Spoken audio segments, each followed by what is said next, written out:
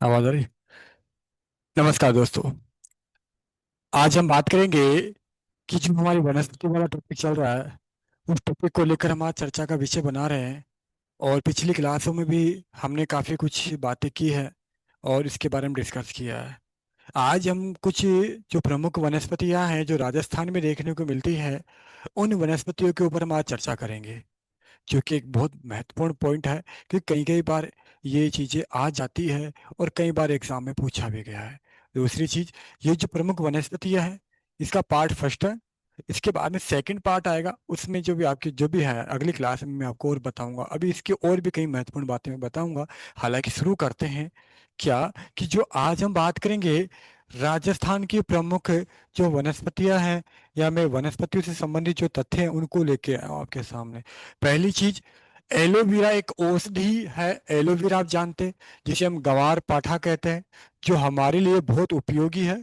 ठीक है, औषधि के रूप में हमारे जीवन, हमारे शरीर के लिए बहुत लाभदायक है। ठीक है, जो लिली प्रजाति से संबंध रखती है, ये एग्जाम में आ चुका है। किस प्रजाति से? लिली प्रजाति से। इसके बारे में मैं बात करूं कि जो टसर पद्धति है, टसर पद्धति की सहायता से अर्जुन के पेड़ से पर टसर पद्धति की सहायता से दोस्तों अर्जुन के पेड़ पर कृत्रिम रेशे तैयार किए जाते हैं। रेशे जो वस्त्र वगैरह बनाने में काम किए जा आते हैं, और भी कई काम आते हैं। जो टर्सरी पद्धति है, उससे अर्जुन के पेड़ पर कृत्रिम विधि से क्या किया जाता है, रेशे तैयार किए जाते हैं, जो मुख्यतः आपके उदयपुर, कोटा और बांसवाड़ा में पाया जाता है। कहाँ कहाँ?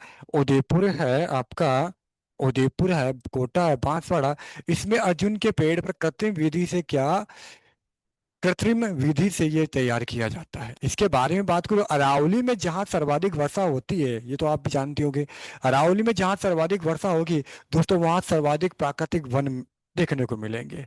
क्लियर? इसके बाद में क्या बात की अपन ने? प्राकृतिक वन। ठीक है। एक आता है अरडू। अरडू नामक की एक लकड़ी आती है, और ये लकड़ी किस काम में आती है? कठपुतली बनाने में। जो कठपुतली के खेल होते हैं, हमने सुना होगा, देखा भी होगा।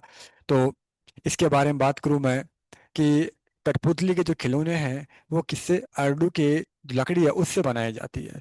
इसके अलावा मैं बात करूं, राजस्थान में जो सर्वाधिक मात्रा में घास पाई जाती है, राजस्थान में जो सर्वाधिक मात्रा में पाई जाती है, वो कौन सी घास है? अंजन और चिंबल है, जो सर्वाधिक मात्रा में पाई जाती है। क्लियर? इसके बारे में बात करूं कि केला देवी राष्ट्रीय उद्यान है, केला देवी राष्ट्रीय उद्यान है, वहां पे एंचा नामक घास पाई जाती है। कौन सी?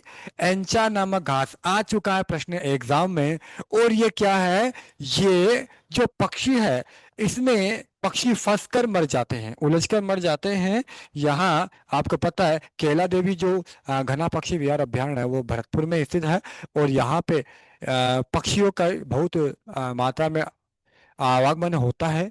और पक्षी क्या है कि ये एक बेल के रूप में है। ठीक है, जो बहुत ज्यादा फैली हुई है। इसमें जब पक्षी बैठ जाते हैं या इससे इसके अंदर प्रवेश कर जाते हैं, तो पक्षी इसमें उलझ जाते हैं, और उलझ जाने से इनकी क्या हो जाती है? मृत्यु हो जाती है, फंस जाते हैं बुरी तरह। तो ये कौन सी घास है? एंचा नामक घास, जो राजस्थान में घना पक्षी विहार अभ्यारण्य केला देवी जहाँ पे देखने को मिलती है। क्लियर? आगे चलते हैं। एक आती है, आपने सुना होगा, कौन सी? अमरतास, सॉरी, अमलतास पौधा। अमलतास पौधा जो है बहुत उपयोगी है, बहुत ही गुणदायक है, लाभदायक है। जो टीबी, दमा और कैंसर, जैसे टीबी, दमा और कैंसर, इसके रोग के लिए क्या है ये, इसके उपचार के लिए बहुत उपयोगी है। और इससे लेटिन नाम बहुत इंपॉर्टेंट है। लेटिन नाम कई बार पूछे गए हैं, जो आपको याद रखने हैं। लेटिन नाम है कोशिया फिस्टुला। कोशिया फिस्टुला, कोशिया फिस्टुला इसका वानस्पतिक नाम है। इसे स्थानीय भाषा में इसे क्या कहते हैं दोस्तों? इसे स्थानीय भाषा में बंदर लोरी या गुरुमाला कहते हैं। आपने सुना ही होगा इसका नाम गुरुमाला। जो किसे कहते हैं? अमलतास को कहते हैं। एक बेल होती है जो लगभग पीले रंग की होती है और बहुत उपयोगी होती है। ये टीबी, दमा, कैंसर जैसे रोगों के लिए बहुत लाभदायक होती है दोस्तों। क्लियर? आगे बात करते हैं। आंवला। आंवले से क्या होता है? पहले बात, इसका उपनाम क्या? झाबुई इसे कहते हैं, आपने सुना नहीं होगा लेकिन याद रखना, इसे क्या कहते हैं, झाबुई भी कहते हैं। और इसका उपयोग क्या करने में, टीवी की ट्यूब बनाने में, सॉरी, टीवी की ट्यूब साफ करने, रेडियो और चमड़ा साफ करने में इस आंवले की छाल का उपयोग किया जाता है। जो आंवले का जो वृक्ष होता है उसके ऊपर जो छाल आती है उसका उपयोग किस में किया जाता है दोस्तों, चमड़ा साफ करने में, टेलीविजन और रेडियो जैसे जिनके अंदर ट्यूब जो आती है उसको साफ करने में काम में ले जाता है। जो सर्वाधिक में आंवला देखने को मिलते हैं, वैसे राजस्थान में सब जगह मिलते हैं, पूर्वी राजस्थान में खूब बहुतायत पाया जाता है, पूर्वी राजस्थान, दक्षिणी राजस्थान में। लेकिन देखिए तो जैसे पाली में भी है, आपके सिरोही उदयपुर में, यहाँ सर्वाधिक मात्रा में देखने को मिलती है क्या, आंवला के वृक्ष। इसके अलावा मैं बात करूँ क्या, जो माउंट आबू है दोस्तों, माउंट आबू में एक जहरीली घास पाई जाती है। पूछा क्या प्रश्न है ये, माउंट आबू में एक जहरीली घास पाई जिसका नाम क्या, लेंटाना वकारा। क्या नाम है, लेंटाना वकारा। ठीक है, इसके अलावा एक चीज और बता दूं, माउंट आबू में विश्व में एकमात्र ऐसा स्थान है माउंट आबू जहां पे अंबरतरी नामक एक घास पाई जाती है, जिसका वानस्पतिक नाम जो है वो क्या है, या मैं बोलूं घास बोली या पौधा, इसे पौधा भी आप बोल सकते हो। अंबरतरी एक पौधा है एक तरीके से। ठीक है, तो दोस्तों इसकी मैं बात करूं कि जो अंबरतरी है इसका जो वानस्पतिक नाम है वो महत्वपूर्ण है, वो कई बार एग्जाम में पूछ लिया गया है, जो आपको याद रखना है। और वो क्या, डिगिलप्टेरा आबुएंसिस। डिगिलप्टेरा आबुएंसिस, जो विश्व में केवल कहा माउंट आबू में देखने को मिलता है, राजस्थान में कहा, सिरोही माउंट आबू में देखने को मिलता है। आगे बात करते हैं, आबू में राम बांस, जिसे हम क्या कहते हैं, बांस केवड़ा कहते हैं। बांस केवड़ा यानी राम बांस कहाँ पाया जाता है दोस्तों, आबू में पाया जाता है। इसके अलावा ओरण घास के, ओरण है जो घास के मैदान है, और ये ओरण घास के मैदान पशु चारण के लिए उपयोगी है दोस्तों, किसके लिए, पशु चारण के लिए उपयोगी है। और ये कहाँ देखने को मिलते हैं, अजमेर में। और सर्वाधिक ओरण क्षेत्र जो देखने को मिलता है वो कहाँ मिलता है, बीकानेर में मिलता है। क्लियर बात, समझ में आई, तो थोड़ा ध्यान रखना। ओरण जो है वो हमने देख लिए, आगे बात करते हैं इसी क्रम में। आगे हम बात करें खस नामक घास। आपको पता है खस नामक घास से अजमेर में आना सागर झील के किनारे जहांगीर की सासू माँ असमत बानो बेगम ने इत्र बनाने का कार्य किया। खस नामक घास और गुलाब से, दोनों से ये खस इत्र बनाने का प्रयास किया। यानी इत्र बनाने की विधि जो देने का श्रेय है वो असमत बानो बेगम से है। क्लियर, ये बात आपको याद रखनी है दोस्तों। क्लास को प्रॉपर देखा करो, समझा करो, पॉइंट टू पॉइंट को बात ध्यान से सुना करो, तब जाके चीजें समझ में आएगी। जीके इतनी आसान नहीं है, आपके बहुत दिक्कतें कर जाती है, क्योंकि आपके मैथ्स हो, रीजनिंग हो, ठीक है, आपके साइंस हो, ठीक है, और इंग्लिश में और हिंदी में भी अगर आपको नियम याद है तो आप आराम से अच्छे मार्क्स ला सकते हैं। लेकिन इंग्लिश जीके में कोई नियम नहीं है, अथाह भंडार है। तो इसको जो भी पढ़ा रहे हैं उसको ढंग से पढ़ो। मैं उम्मीद करता हूँ कि आपका सिलेबस में जो है वो पर्याप्त है, आपका बाहर नहीं जाएगा। कोशिश कर रहा हूँ कि आपको मिल जाएगा क्वेश्चन, बस वहाँ लैंग्वेज पे डिपेंड करता है। ठीक है, आगे बात करते हैं। तो खस नामक घास की जड़ों से क्या, सुगंधित तेल, शरबत, इत्र, जो मैंने अभी बताया, कौन, असमत बानो बेगम। और इसने कहा अजमेर में, कहा अजमेर में, जो आना सागर झील है, यहां पे पहली बार क्या बनाया था, इत्र बनाया था दोस्तों, जो आपको याद रखनी है। क्लियर। और जो ये खस नामक घास देखने को मिलती है वो भरतपुर हुआ, सवाई माधोपुर, टोंक, इनमें सर्वाधिक देखने को मिलती है। इसके बाद में आती है आपके दोस्तों बुर नामक घास। कौन सी घास, बुर, बुर नामक घास। और बुर नामक घास की मैं आप बात करूं कि आसवन विधि से जो घास है, इस घास से एक सुगंधित तेल बनाया जाता है, और उसके लिए जो विधि का प्रयोग किया जाता है उसका नाम है आसवन विधि। उससे, इस घास से क्या, सुगंधित तेल निकाला जाता है। और ये भुर नामक घास कहाँ देखने को मिलती है, बीकानेर। बीकानेर में कहाँ, देश नोक हो गया, कोलायत हो गई, नोखा हो गया, वहां ये भुर नामक घास देखने को मिलती है। और इसकी जो उप शाखाएं हैं, उपजातियां हैं किसकी, बुर घास की जो उपजातियां हैं, एक तो कौन सी, ओलेवरी और एक सुगनी, ये उपजातियां हैं किसकी, बुर नामक घास की। और अगर मैं राजस्थान में अन्य घासों की बात करूं, बहुत सारी घासें हैं जिसमें कुछ के नाम बता दो, जैसे भटमुट, लोपड़ी, बेकारियो, साठी, डचाभ, मूर्ति, कोदरा, चब्बो, हिरण, सवाना, कुरा, चीना, ऐसी बहुत सारी घासें पाई जाती है राजस्थान में, जिसके बारे में मैंने आपको कुछ एग्जांपल्स दिए। क्लियर, आगे बात करते हैं इसी क्रम में। देखते हैं दोस्तों। बीड़, बीड़ का जो विस्तार है, बीड़, बीड़ किसे कहते हैं? जो खाली पड़त भूमि रहती है वो बीड़ कहलाती है। जो कहाँ है? बीकानेर, जोधपुर, शेखावटी क्षेत्र में बीड़ भूमि सर्वाधिक देखने को मिलती है। उसके बाद में एक आता है लाख। क्या आता है? लाख।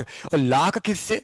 जो बेर, बोर, बोर खाते हैं ना अपन, बोर, ठीक है, वो जो बेर होते हैं, जो बोर जिसके आते हैं, वो बेर का वृक्ष पेड़ के आते हैं। और उसके ला उससे लाख की प्राप्ति होती है। किसकी? लाख। जिससे हम क्या बनाते हैं? चूड़े बनाए जाते हैं ना, जो महिलाएं पहनती है, जो सुहाग का प्रतीक होता है। ठीक है। तो ध्यान रखना, जो ये लाख बनाई जाती है, तो ये बेर के पेड़ के ऊपर एक लेसिफर लखा, लेसिफर लखा नामक कीड़ा पाया जाता है, जिसके माध्यम से हमें लाख की प्राप्ति होती है। क्लियर? और लेसीफर जो लखा नामक कीड़ा है दोस्तों, ये कीड़ा बरगद, इसके अलावा बेर के अलावा बरगद हो गया, पीपल हो गया, बबूल हो गया, गूलर हो गया, आम हो गया, ऐसे कई वृक्षों पर भी देखने को मिलता है। लेकिन सर्वाधिक किस पे? बेर के वृक्ष पे देखने को मिलता है। और ये जो इससे जो प्राप्त होता है, उससे हम लाख बनाते हैं। और लाख क्या होता है? विद्युत का रोधक होता है। क्या होता है? विद्युत का रोधक होता है। ठीक है। और इसका उपयोग किसमें? ग्रामोफोन में, रिकॉर्ड, खिलौने, रेडियो, टीवी ट्यूब, चूड़ा जो पहनती है महिलाएं, आदि के उपयोग के लिए किया जाता है दोस्तों। क्लियर? याद रहेगा। आगे बात करते हैं। इसके बारे में बात करूं, बांस। क्या? बांस। बांस क्या है? आपको पता है सर्वाधिक कहाँ देखने को मिलता है? सर्वाधिक देखने को मिलता है दक्षिणी राजस्थान में। जैसे कि मैं बात करूं, बांसवाड़ा, डूंगरपुर, चित्तौड़, बारा। ठीक है। इसके अलावा आपके भरतपुर में देखने को मिलता है, माउंट आबू में देखने को मिलता है। हालांकि आप हर जिले में, जैसे कि पूर्वी राजस्थान में कई जगह देखने को मिलता है, लेकिन सर्वाधिक दक्षिणी राजस्थान में देखने को मिलता है। इसे राजस्थान, इसे क्या कहते हैं दोस्तों? हरा सोना भी कहते हैं। क्या कहते हैं? हरा सोना भी कहते हैं। थोड़ा याद रखना क्या कहते हैं इसको। एक चीज ध्यान रखना, आदिवासियों का हरा सोना, आदिवासियों का हरा सोना भी कहते हैं। क्लियर? और इस, ये हरित क्रांति से जुड़ा हुआ है। और ध्यान रखना, सबसे लंबी घास की श्रेणी में बांस को रखा गया है। सबसे लंबी घास की श्रेणी में है बांस को रखा गया है। ठीक है। आगे देखते हैं। इसके बारे में हम बात करें, ठीक है, इसी क्रम में, क्या कि एक आता है भरूत घास। कौन सी घास? सर, आप इतनी वनस्पतियों के बारे में बिल्कुल बताना पड़ेगा, क्योंकि ये एग्जाम में कहीं से भी क्वेश्चन आ सकता है। कल कुछ लोगों से मेरी बात हुई थी, कह रहे थे कि सर जो जीके हैं वो था को कैसे याद हो। मैंने कहा पढ़ो केवल और डिबेट करो। अगर आप 10 घंटे लाइब्रेरी में बैठ रहे हो, कोई बात नहीं, अच्छी बात है, बहुत बढ़िया। लेकिन उसका 1 घंटा 1.5 घंटा अगर आप डिबेट कर लेते हो, आपस में उस टॉपिक पे चर्चा कर लेते हो, तो मेरे हिसाब से वो लॉन्ग टाइम याद रह जाएगा।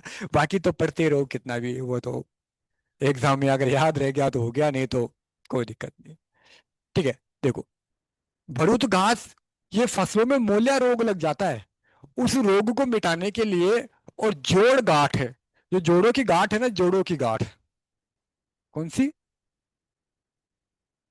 जोड़ों की गांठ के लिए उपयोगी है। कौन?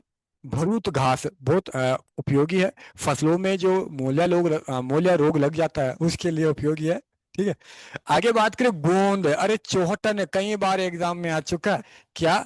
चौहटन। और चौहटन कहाँ पड़ता है? बाड़मेर। और बाड़मेर पूरे राजस्थान में गोंद के लिए प्रसिद्ध है। और बाड़मेर में कौन सा? चौहटन क्षेत्र। और बाड़मेर में और भी ऐसे गांव है जहां पे गोंद निकाला जाता है। जैसे कि मैं बात करूं, क्या आपके बूंद बावड़ी, पराड़िया, भोजरिया, सॉरी भोजारिया, खारिया, नोटा, केल नोटा, ऐसे आदि गांव है, केल नोटा गांव है, सॉरी, आदि गांव है जहाँ पे गोंद का उत्पादन किया जाता है। ठीक है। इसके अलावा जो गोंद है, ये कुमट नामक वृक्ष से भी निकाला जाता है। किस वृक्ष से?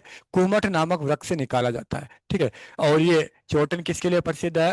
ध्यान रखना, कुमट नामक वृक्ष से तो गोंद उतारा जाता है। गोंद के लिए प्रसिद्ध है चौहटन, बाड़मेर। गोंद कौन निकालती है? मेघवाल और मुस्लिम समाज। ये प्रश्न आ चुका है। गोंद, जोटन क्षेत्र में गोंद का जो उत्पादन करती है, जो उतारती है, वो कौन करती है? आपकी मेघवाल जाति द्वारा करते हैं। आगे बात करते हैं। ठीक है। इसके बारे में मैं बात करूं कि चौहटन में एक मेला आयोजित होता है दोस्तों, जिसका नाम है सुइया मेला। कौन सा मेला? सुइया मेला, जिसे राजस्थान का अर्ध कुंभ कहते हैं। क्या कहते हैं? राजस्थान का अर्ध कुंभ कहते हैं। क्लियर। आगे बात करते हैं। चंदन, हाँ जी। पहले बात हो, चंदन की जो लकड़ी पर जो कलाकृति करते हैं वो चूरू में की जाती है। चंदन की लकड़ी पर जो कलाकृति होती है दोस्तों, वो कहाँ होती है? चूरू में होती है। इसके अलावा चंदन के राजस्थान में जो वृक्ष देखने को मिलते हैं, एक तो राजस्थान में, और राजस्थान में कहा कुंभलगढ़ हो गया, और राजसमंद में खमनोर हो गया, दोनों जगह देखने को मिलता है। और सिरोही में मैं बात करूँ तो कहाँ? आपके दिलवाड़ा में। राजस्थान में सर्वाधिक चंदन के वृक्ष जो देखने को मिलते हैं वो राजसमंद हो गया मेन तो, उसके बाद सिरोही में भी है। और चंदन के वृक्षों में कहते हैं कि जहरीले सांप पाए जाते हैं, इसलिए इसका उत्पादन बहुत कम लोग करते हैं। और ये कुछ ऐसे सुरक्षित स्थानों या जंगली क्षेत्रों में जो वनस्पति वन्य क्षेत्रों में देखने को मिलता है। क्लियर। आगे बात करते हैं इसी क्रम में। अच्छा, राजस्थान में सर्वाधिक जैव विविधता वाला वन, ये एग्जाम में आ चुका। राजस्थान में सर्वाधिक जैव विविधता वाला वन कौन है? देवबंद, जो कोटा में है। और यहाँ पे राजस्थान का पहला सर्प उद्यान स्थापित किया गया था। राजस्थान का पहला सर्प उद्यान कहाँ स्थापित किया है? आपके कोटा में, जो कहाँ है? देवबंद। इसके बाद में बात करूँ धोकड़ा। अब धोकड़ा जो वृक्ष है उसका उपयोग किसमें किया जाता है? चारकोल बनाने में। चारकोल जानते ही हो आप। उसको उसके बनाने के लिए धोकड़ा वृक्ष की उपयोग में लिया जाता है, और राजस्थान में सर्वाधिक पाया जाता है ये। और इसका वानस्पतिक नाम एग्जाम में आया हुआ, ध्यान रखना। एनोजिस पंडुला। एनोजिस पंडुला इसका नाम है। और सर्वाधिक ये देखने को मिलता है केला देवी अभ्यारण्य, जो कहाँ है? पूर्वी राजस्थान में करौली के अंदर है। ठीक है, थोड़ा सा ध्यान रखना। डाब नामक आपने घास सुनी होगी, डाब नामक एक चीज सुनी होगी, जिससे क्या बनाया जाती है? रस्सी। और उससे क्या कहते हैं? मूंज कहते हैं। क्या कहते हैं? मूंज। और ध्यान रखना, ग्रहण के समय डाब का प्रयोग किया जाता है, और जब कोई व्यक्ति मर जाता है, जिसकी मृत्यु हो जाती है, तो वहां भी डाब का प्रयोग किया जाता है। ठीक है, थोड़ा सा ध्यान रखना। और एक आती है धामण घास दोस्तों। कौन सी? धामण घास। धामण घास दुधारू पशुओं के लिए उपयोगी है। दुधारू पशुओं के लिए उपयोगी है। जो आपको ध्यान रखनी है, देखने को ये सर्वाधिक कहाँ मिलती है? बांसवाड़ा, उदयपुर और डूंगरपुर में ये देखने को मिलती है। और ये धामण घास मधुमेह रोग के लिए भी क्या है? उपयोगी है। कौन से रोग के लिए? मधुमेह रोग के लिए। नेक्स्ट देखते हैं दोस्तों। फोग। फोग एक झाड़ी है। फोग क्या है? एक झाड़ी है दोस्तों। फोग क्या है? एक झाड़ी है। ठीक है। और फोग जो एक झाड़ी है, और इसके फूलों की फटका साग या फोगला साग, इसकी सब्जी बनती है। जो फोग है उसकी लोग क्या करते हैं? सब्जी बनाते हैं, जिसको फटका साग या फोगला साग कहते हैं। ठीक है। और जो ऊंट की नाक में को भिदने में ये काम में ली जाती है। ऊंट की जो नाक में जो होता है, वो छेद होता है जो बीतते हैं, जो उसको लगा होता है लकड़ी का जैसा, वो क्या होता है? किसकी होती है? फोग की लकड़ी की होती है। अब इसके लिए एक पंक्ति है। किसके लिए? फोग के लिए। जो बीकानेर के शासक राय सिंह ने जब दक्षिण में अभियान के लिए जाता है, उस दौरान इसके सामने फोग मतलब ये युद्ध करने जाता है, तो इस मैदान में क्या होता है? इसको जगह जगह फोग के ये झाड़ियां मिलती है। तो जब ये इससे निकलता है, तो इसके जगह जगह, इसके और इसकी सेना के जगह जगह, हाँ, हल्के हल्के घाव हो जाते हैं। और मतलब कटीले रूप में होता है, तो इससे हल्के हल्के क्या हो जाते हैं? घाव हो जाते हैं। तो ये क्या बोलते हैं राय सिंह जी? तू दे स्वदेशी रूखना। तू तो स्वदेशी रूखना है, ठीक है। मैं परदेशी लोग, मैं बाहर से आया हूं, मुझे किसने भेजा? मैंने तो अकबर ने ताड़िया, मुझे तो अकबर ताड़ रहा है, तू क्यों आया फोग? ये पंक्ति एग्जाम में आ चुकी है, वापस बोल रहा हूं। तू स्वदेशी रूखना, मैं परदेशी लोग, माने तो अकबर ताड़िया, तू क्यों आयो फोग? पहले ही अकबर परेशान कर रहा है, तू क्यों आ गया? ठीक है, तो इसके लिए ये कहा गया। ठीक है। इसके बाद में एक शब्द आता है गूगल। गूगल वो नहीं जो आप नेट पे सर्च करते हो, गूगल बाबा, वो वाला गूगल नहीं। ठीक है। ये एक औषधि है। और इसका वानस्पतिक नाम क्या है? कोमी फोरा, या कोमी फेरा को, कोमी फेरा भी बोलते हैं इसे, या कोमी फोरा भी बोलते हैं। कोमी फोरा बाई टाई। कोमी फेरा बाई टाई। By tie. कौमी फेरा बाई टाई। ठीक है। इसका वानस्पतिक नाम है, एग्जाम में आ चुका है। और एक गाजर नामक घास आती है, जो कहाँ से लाई जाती है? अमेरिका से लाई गई है। और ये सर्वाधिक कहाँ लाते हैं? जयपुर में देखने को मिलती है। अमेरिका से हम इसको क्या करते हैं? खरीदते हैं। और यहाँ सर्वाधिक राजस्थान में जयपुर में आती है। और ये किसके उपयोग में? चर्म रोग और अस्थमा जैसे रोगों के लिए उपयोगी है। ठीक है, थोड़ा सा ध्यान रखना। गोखरू। क्या? गोखरू। गोखरू। दोस्तों गोखरू का नाम सुना ही होगा। गोखरू, इसे क्या कहते हैं? इसे एक और नाम से बाक, इसे क्या कहते हैं, बांखड़ा उगाली भी कहते हैं। और इससे ऊंट बड़े चाव से खाता है, मतलब ऊंट के लिए ऊंट जो है राजस्थान के राज्य पशु, जो पशुधन की श्रेणी से हैं, वो बड़े चाव से खाते हैं। ठीक है, आगे बात करते हैं। होबा। होबा क्या है बेटा? होबा जोजोबा एक रेगिस्तानी पौधा है, पहली बात तो कहाँ से? इजराइल से लाया गया है। और इजराइल में एजोर्प संस्था, कौन सी? एजोर्प संस्था द्वारा क्या किया गया है? विकसित किया गया है। एजोर्प नामक संस्था द्वारा इसे क्या किया गया? विकसित किया गया है। और इसका जो वानस्पतिक नाम है दोस्तों, वो क्या नाम है? साय मंडेसिया। साय मंडेशिया चायनेसिस।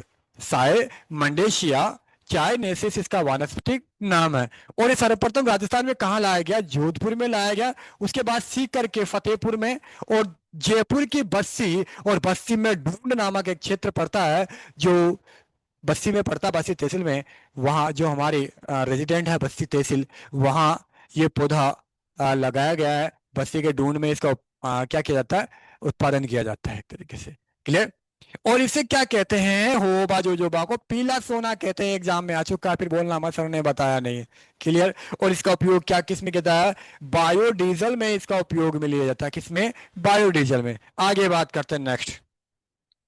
हींग अपन उपयोग में लेते हैं।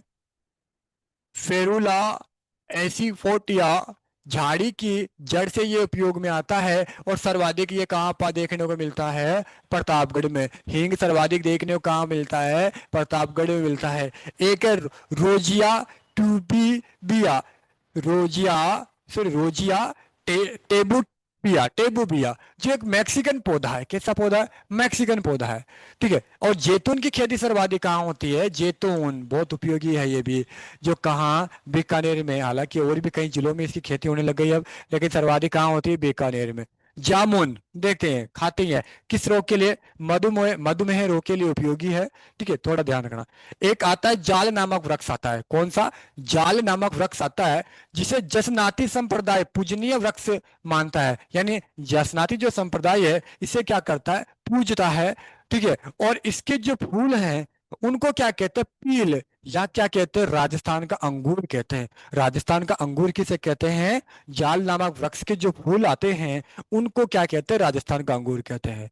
राजस्थान में एक चीज ध्यान रखना, खजूर पौधशाला जो कपास यानी जोधपुर में स्थापित की गई है।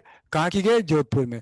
और खेर नामक वृक्ष जो कई बार आ चुका, खेर नामक वृक्ष की जो जड़ होती है, तना, उससे हांडी प्रणाली से क्या बनाया जाता है? कत्था तैयार किया जाता है दोस्तों। क्या तैयार किया जाता है? कत्था। जो हम पान खाते हैं, उस पान में इस कत्थे का उपयोग किया जाता है। और कौन सी जाति द्वारा दोस्तों? कथोरी जाति द्वारा। कौन सी जाति द्वारा? कथोरी जाति द्वारा ये तैयार किया जाता है। और राजस्थान में खेर के वृक्ष सर्वाधिक कहाँ देखने को मिलते हैं? उदयपुर, चित्तौड़, बूंदी, कोटा, झालावाड़, भरतपुर, जयपुर जैसे क्षेत्रों में देखने को मिलता है दोस्तों। ठीक है, आगे बात करते हैं इसी।